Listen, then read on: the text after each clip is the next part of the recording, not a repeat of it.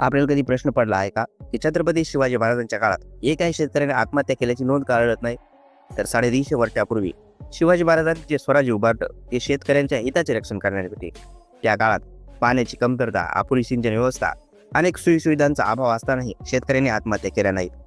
जेव्हा शाहिस्ते खान पुण्याकडे येत होता, ही माहिती छत्रपती शिवाजी महाराजांना एका गुप्तचराने दिली.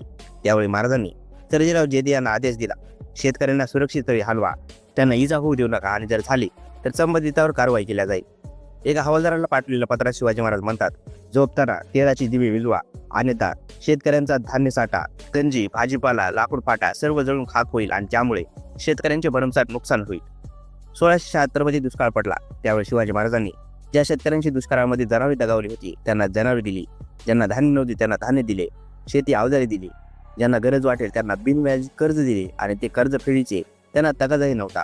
महाराजांनी अनेक विहिरी बांधल्या, शेततळी बांधले. अशा सोयी सुविधांमुळे त्या काळातला शेतकरी आनंदी आणि समाधानी होता.